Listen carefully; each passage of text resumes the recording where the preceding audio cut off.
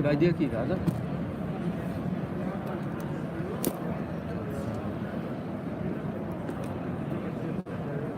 Buon? Ok? Potete partire. Buongiorno a tutti, io sono Alberto Bonini, sono il dirigente dell'unità organizzativa Meteorologia e Climatologia che si occupa fra le altre cose anche di agrometeorologia. Allora, al nostro intervento abbiamo dato questo titolo: il clima sta cambiando, ARPA al servizio di un'agricoltura resiliente, per essere un po' alla moda, perché il termine resiliente insomma lo sentiamo spesso a partire dal PNRR. Però secondo noi l'agricoltura è di per sé stessa resiliente e quindi è un po' una tautologia. Perché dico questo? Perché gli agricoltori sono abituati a tutelare le loro produzioni e quindi in funzione del tempo, delle circostanze, di ciò che accade nel mondo, l'agricoltura ha sempre reagito nel modo migliore. Dico solo questo per poi lasciare la parola alla collega Irene De Lillo che farà la vera e propria presentazione. L'informazione agrometeorologica è un'informazione che rende, secondo l'Organizzazione Meteorologica Mondiale, almeno 7 volte il costo sostenuto per produrla. Quindi noi ci vantiamo di essere un ente pubblico che lavora tramite le tasse dei cittadini e cerca di far rendere questo servizio in modo tale da restituire per 7 volte quello che riceve dai cittadini stessi. Se poi pensiamo alle moderne tecniche di agricoltura, l'informazione agrometeorologica diventa essenziale per rendere al meglio i fattori produttivi, a partire dall'acqua per l'irrigazione, ma anche per lo sfruttamento del momento migliore per effettuare i trattamenti. E adesso appunto la collega vi spiegherà cosa facciamo e come lo facciamo, per chi lo facciamo. Grazie, lascio la parola alla dottoressa Di Lillo. Deve darsi, pare che il lavoro partirà di ferroci non so se li porta a Lorenzo. Ah, ok. Benissimo. Gestisce una rete. Non so se lo porta su Lorenzo. Sentite? Circa 200.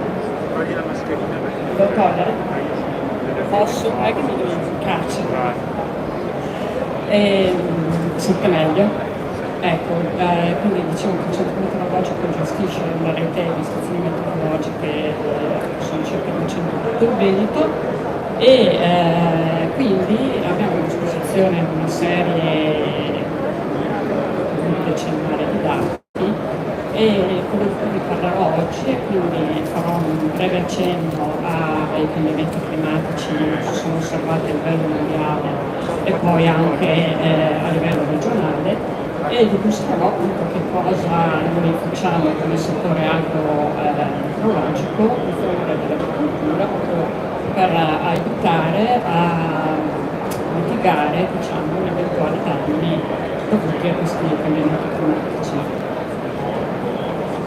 E quindi la grande domanda è: il clima sta cambiando, ormai il riscaldamento globale è irrevocabile, e negli ultimi 150 anni si sono osservati quindi le temperature sia dell'aria che dei mari in aumento, degli oceani, si osserva uno scioglimento diffuso delle calotte polari anche dei ghiacciai. Questo è evidente anche appunto confrontando solo delle fotografie dei nostri ghiacciai, delle nostre montagne, scattate magari qualche anno fa, 50-60 anni fa,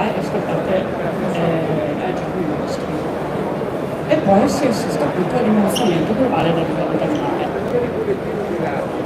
Per quanto riguarda invece quello che è successo nella nostra regione, abbiamo unito i nostri dati meteo rilevati appunto dalle nostre stazioni, con i dati derivati dalla stazione che prima erano gestite dal Magistrato delle Acque. Abbiamo creato una serie storica di almeno 50 anni e abbiamo analizzato cosa è successo. E appunto per quanto riguarda le temperature, anche nella nostra regione, questo nel corso degli ultimi 50 anni, le temperature sono risultate in aumento, in particolare le temperature massime estive, ma anche le temperature minime. C'è un aumento delle temperature massime estreme, cioè delle temperature estreme, e un aumento delle ondate di calore.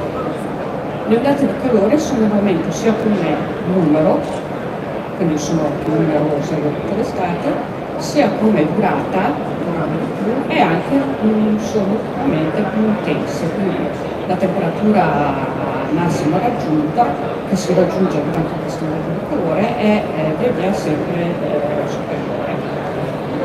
Per quanto riguarda invece le precipitazioni, bisogna dire che per quanto riguarda i totali annui non abbiamo osservato una tendenza marcata al momento. Al contrario, invece, abbiamo messo in evidenza una diminuzione delle precipitazioni invernali durante gli inverni, e questo inverno non è anche una prova, anche se devo dire che questa diminuzione non è risultata significativa dal punto di vista statistico. Abbiamo invece, al contrario, abbiamo assistito a un aumento delle precipitazioni autunnali. Una cosa invece chiara è che diminuisce il numero di giorni piovosi all'interno di un anno, e quindi di conseguenza le piogge che si verificano spesso danno origine a delle piogge particolarmente intense, quindi c'è un aumento delle precipitazioni intense. Restringendo ancora di più il campo e analizzando soltanto gli ultimi 30 anni di dati arrivati dalle nostre istituzioni meteorologiche, quello che vi propongo è la cartina delle precipitazioni, scusate, il grafico delle precipitazioni medie annuali di tutto il Veneto. Come vedete, non so se riuscite a vedere, non c'è un trend proprio significativo in aumento. Per esempio nel primo decennio rispetto al secondo decennio le precipitazioni sono risultate in aumento, nell'ultimo decennio invece risultano di nuovo in diminuzione. Quindi non c'è un trend significativo preciso. Al contrario, per quanto riguarda le temperature, anche in questo caso nel grafico è rappresentata la temperatura media annuale di tutte le stazioni del Veneto dal 93 al 2021, e invece qui, come potete vedere, le temperature sono in deciso aumento, e il secondo decennio rispetto al primo decennio ha fatto misurare delle temperature maggiori di circa mezzo grado, così come anche il terzo decennio rispetto a quello precedente. Quindi praticamente in un trentennio le temperature sono aumentate di almeno un grado, e quindi in questo caso la tendenza, il trend si vede in maniera più marcata. Tornando a quello che invece come settore agrometeorologico facciamo in favore dell'agricoltura, innanzitutto dove si possono trovare le nostre informazioni. Le nostre informazioni si possono trovare all'interno del sito dell'ARPA. Sulla sinistra si apre una tendina con tutti i temi ambientali di cui si occupa l'ARPA, e tra questi c'è anche il settore, l'agrometeo. Cliccando poi all'interno di agrometeo si apre appunto la pagina dove potete trovare tutte le nostre attività, tra cui i bollettini.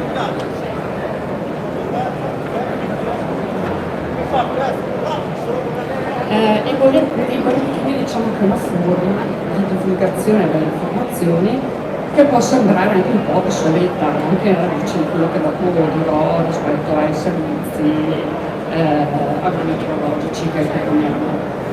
In realtà hanno una loro valenza, perché con i bollettini si riesce a divulgare tante informazioni tutte insieme in un unico posto.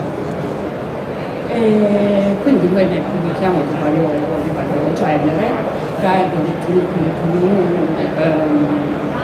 generali che riguardano tutta la regione, come il bollettino regionale, a quelli un po' più particolari come il bollettino cultura erbacee, del quale penso che poi vi parlerà dopo chi mi seguirà chi parlerà dopo di me, ed è un bollettino che pubblichiamo in collaborazione con Veneto Agricoltura da qualche anno. E poi si passa ai bollettini più specifici, come il bollettino Argomenti Entrati, che è più specifico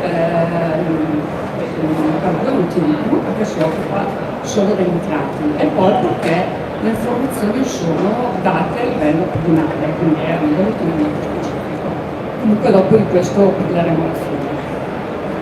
E poi c'è il nostro attuale di battaglia, che non so se qualcuno di voi lo conosce, l'Agrometeo Informa.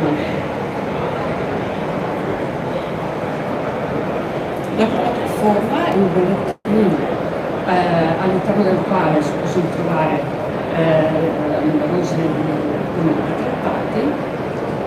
Ha la particolarità di essere pubblicato specificatamente per ognuna di quelle piccole zone che vedete disegnate nella cartina del Veneto. Quindi il bollettino per ogni zona del Veneto viene redatto 2 volte a settimana durante la stagione vegetativa, ovviamente, quindi da febbraio fino a settembre-ottobre. Viene redatto un bollettino specifico per ognuna delle 32 zone che abbiamo mostrato prima ed è un bollettino molto ricco. Quindi all'interno del bollettino si trovano informazioni che riguardano diverse tematiche e sono sempre presenti le previsioni del tempo e un riassunto dei dati agrometeorologici, quindi di come è stato l'andamento meteorologico nei giorni prima dell'emissione del bollettino. E poi si possono trovare altri argomenti che non sono sempre gli stessi, possono variare, possono variare in base al momento in cui ci troviamo. E quindi si possono trovare in che momento facciamo delle analisi agroclimatologiche, per esempio all'inizio della stagione vegetativa pubblichiamo le sonde termiche e il confronto con l'anno precedente e con la media storica per capire se siamo in anticipo vegetativo, se siamo in ritardo e così via. Poi all'interno del bollettino si possono trovare anche il report per alcuni indici di alcuni modelli epidemiologici, possono esserci delle indicazioni utili appunto per programmare le applicazioni e infine si possono trovare le indicazioni sui trattamenti fitosanitari da effettuare nei diversi momenti dell'anno.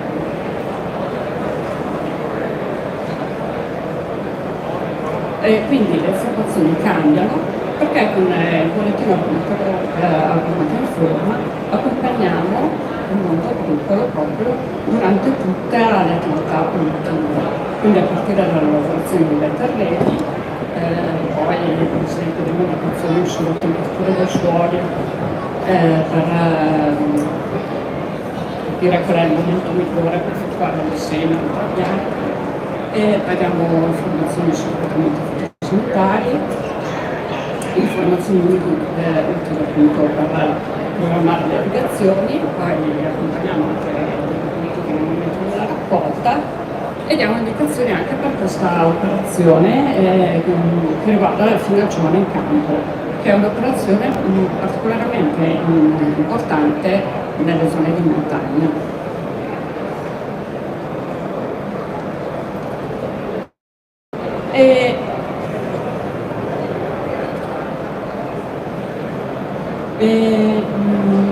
Appunto, oltre ai bollettini forniamo anche dei servizi specifici agli agricoltori, servizi che ci offrono di particolari tematiche. Quindi queste tematiche possono andare dalle allerte alle gelate alla gestione dell'acqua, poi delle indicazioni appunto sulla possibilità o meno di spandere i liquami nel periodo invernale, informazioni anche sulle percentuali di emergenza delle infestanti del mais, che questa informazione è utile per programmare, effettuare le operazioni di disarmo nel momento migliore, e informazioni sulle eventi avverse, come dicevo prima, informazioni sull'andamento delle principali malattie delle piante. Non li vedremo tutti, ve ne mostrerò solo alcuni a titolo ad esempio, partendo proprio dalle gelate. Le gelate sono, avremo tutto sentito dagli agricoltori, in particolare le gelate quelle che arrecano danni maggiori e in particolare alle coltivazioni frutticole sono quelle che si verificano a fine inverno. Quindi appena riparte l'attività vegetativa delle piante. Le gelate che vengono appunto quando le piante sono particolarmente sensibili, se sono delle gelate particolarmente intense, possono arrecare dei gravi danni alla produzione.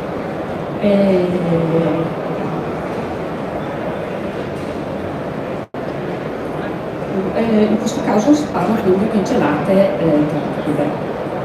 Noi attiviamo questo servizio di allerta agli agricoltori proprio nel periodo del 10 marzo, quindi tra pochi giorni attiviamo questo servizio fino al 30 aprile.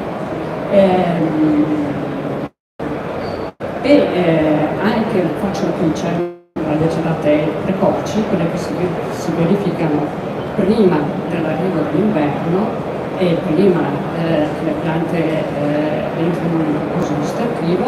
In questo caso i danni maggiori li hanno i frutticoltori che per esempio non hanno ancora raccolto il prodotto, in particolare mi riferisco alla raccolta del kiwi.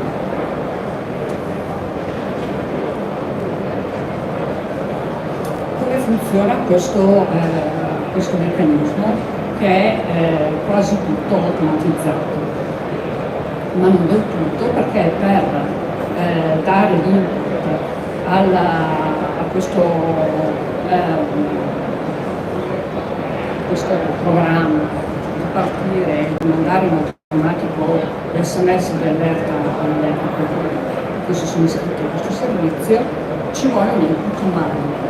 Quindi quando il nostro previsore, il previsore del tempo, ci avvisa della possibilità di un eventuale gelato il giorno successivo, noi allertiamo agli agricoltori mandando il primo SMS di allerta. Il giorno successivo poi se il previsore conferma la possibile gelato durante la notte, mandiamo un altro SMS agli agricoltori avvisandoli di stare in allerta, perché durante la notte le temperature possono calare sotto zero. Poi in realtà durante la notte alle 10 e all'1 di notte mandiamo altri 2 SMS di aggiornamento, perché il sistema è in grado di interrogare le stazioni meteorologiche, quindi di vedere come sta realmente calando la temperatura, poi in base a un algoritmo prevedere quale sarà la temperatura minima raggiunta durante la notte. Quindi questi messaggi di aggiornamento possono confermare la gelata, possono addirittura dire che il gelato sarà ancora più intenso rispetto a quello che si prevedeva all'inizio, o invece al contrario possono anche dire che non so, per interventi in fattori ambientali, non so, un arrivo di nuvolosità, la gelata non si verificherà più.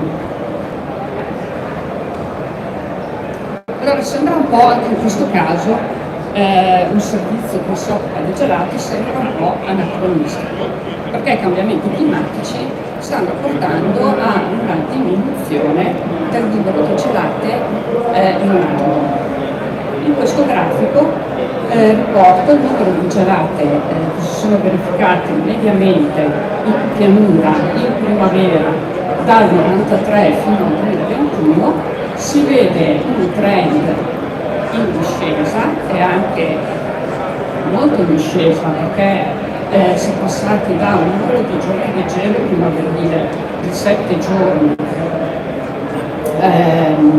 nel primo decennio a un numero di gelate pari a 3, quindi sono diminuite di ben 4 giorni il numero di giorni di gelo in primavera.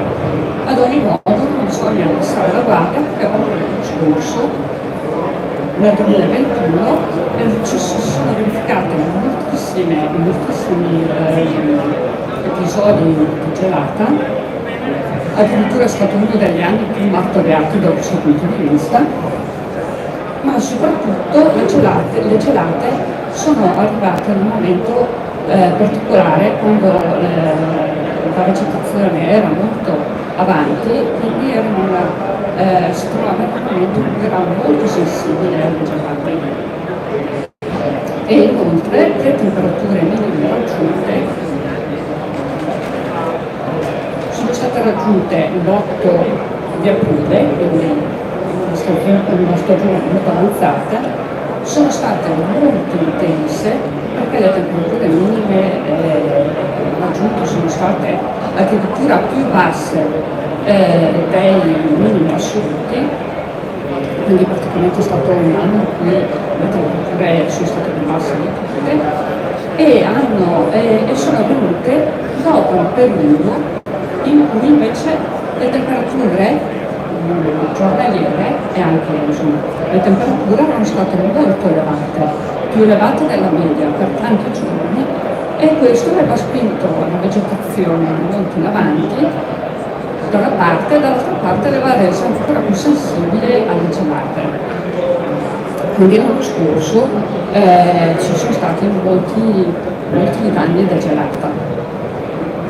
E quindi per questo servizio insomma comunque è un servizio ancora utile.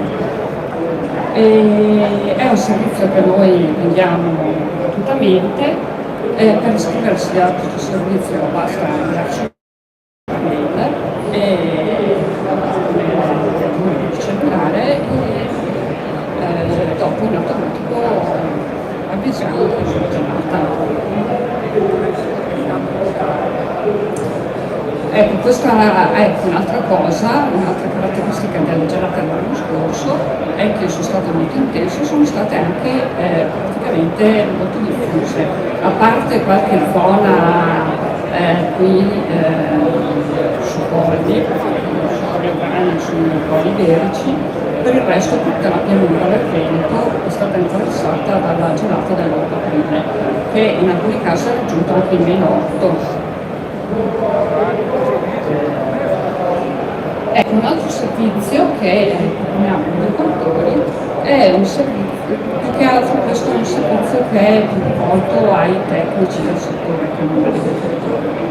È un servizio informativo sulle malattie delle piante.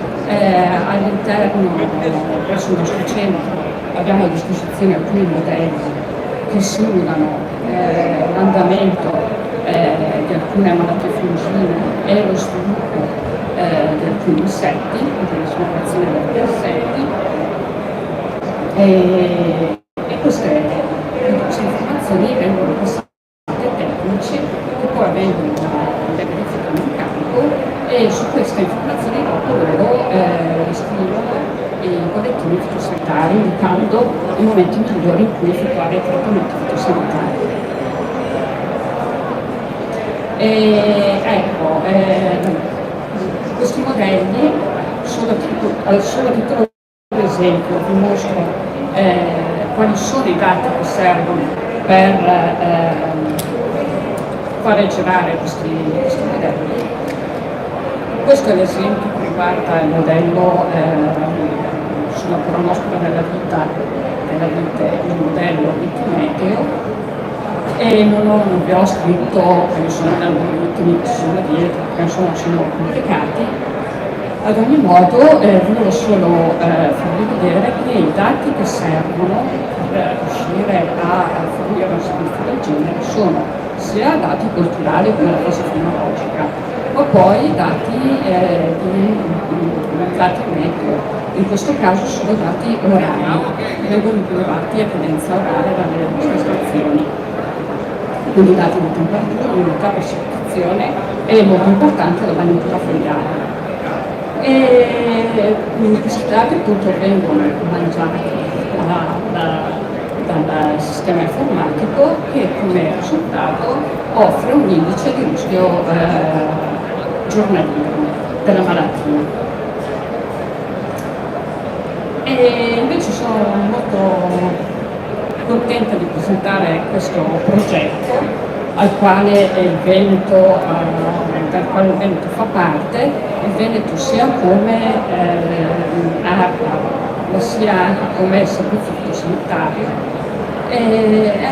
Questo progetto si chiama progetto MISFAF, è un'alleanza in ambito pubblico, quindi sono tutti soggetti pubblici che partecipano a questo progetto, che serve appunto per realizzare una piattaforma informatica dove confluiranno tutti i modelli che riguarderanno non solo la vita, ma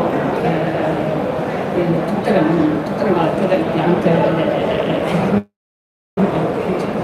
per i quali esistono dei modelli di sviluppo e quindi dopo ci sarà questa piattaforma che presenterà un punto di partenza per tutte le regioni che parteciperanno al progetto, quindi ci sarà anche una certa uniformità di informazioni. Questo progetto è capeggiato dal CREA, che è un ente di ricerca del Ministero dell'Agricoltura, e al momento hanno aderito a questo progetto 9 regioni, tra cui appunto il Veneto. Io sono sicura che nel tempo seguiranno anche le altre regioni, anche perché comunque questo tipo di piattaforme sono piattaforme che sono previste anche dal PAN,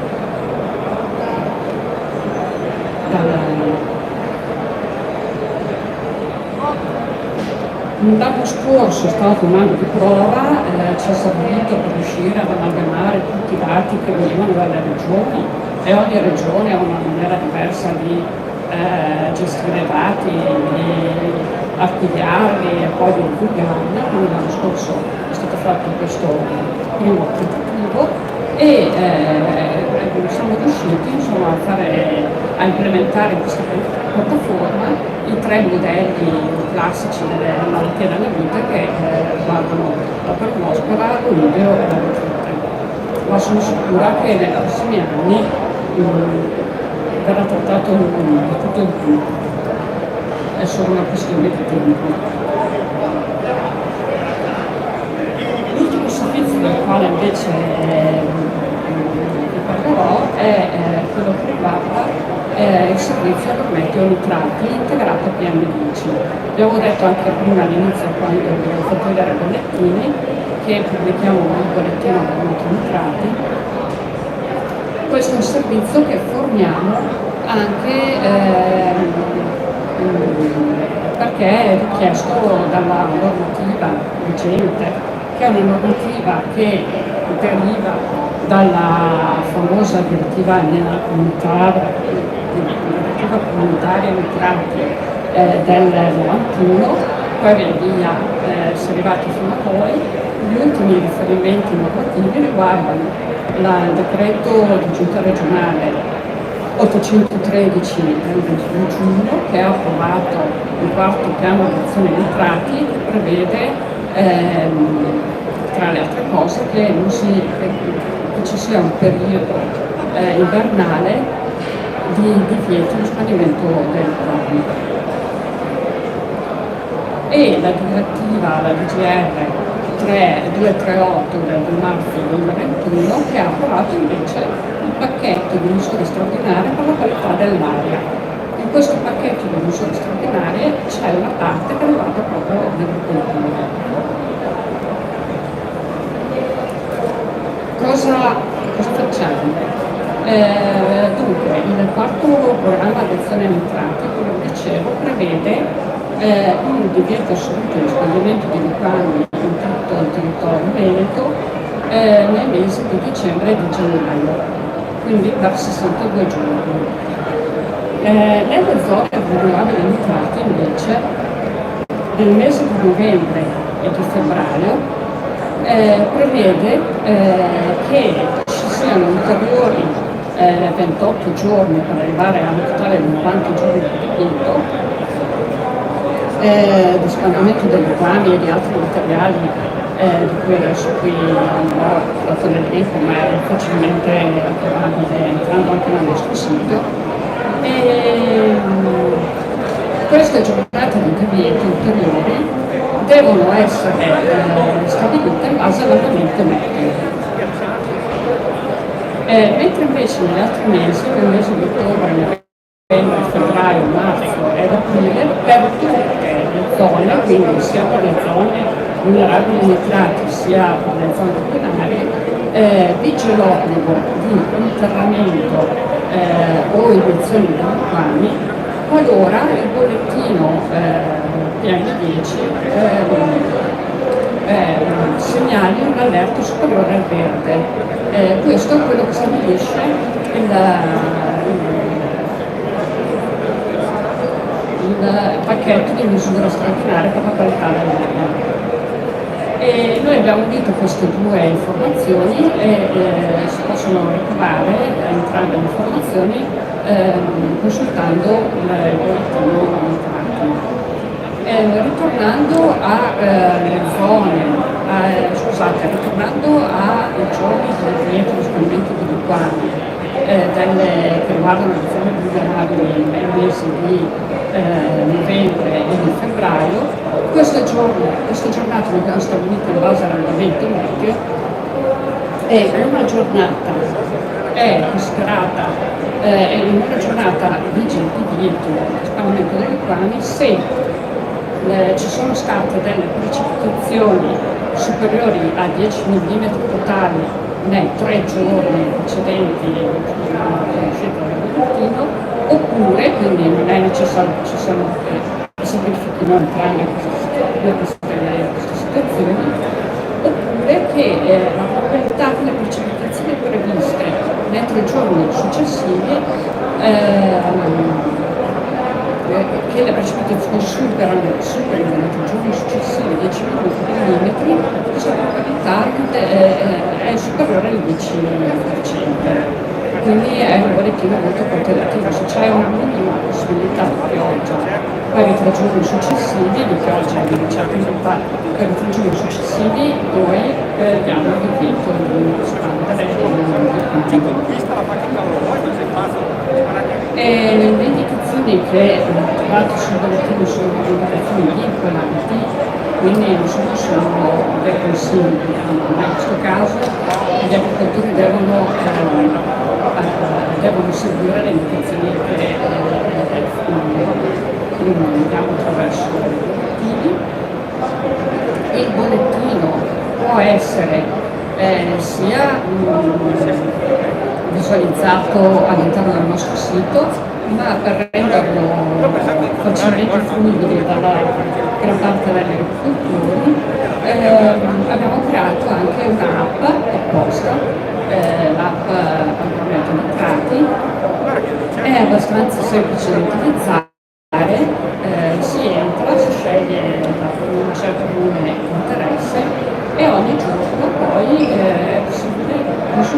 aggiornamento.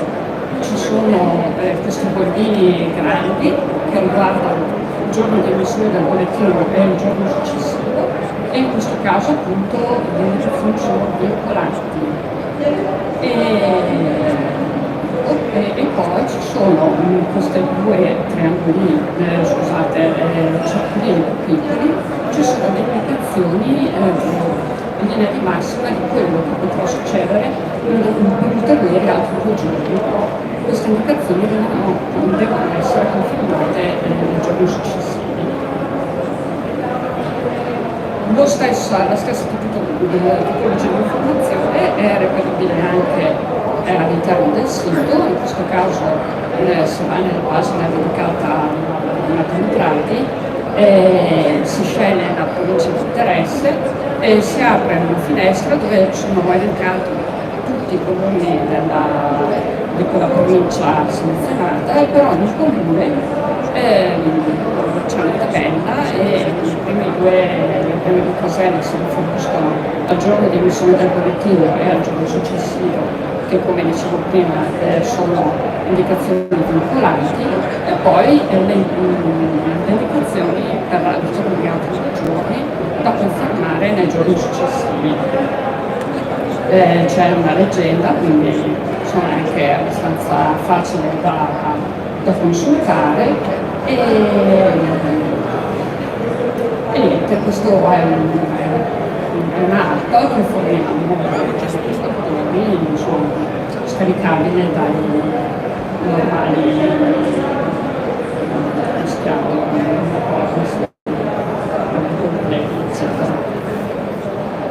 ecco, io insomma ho solo accennato ad alcune cose che facciamo.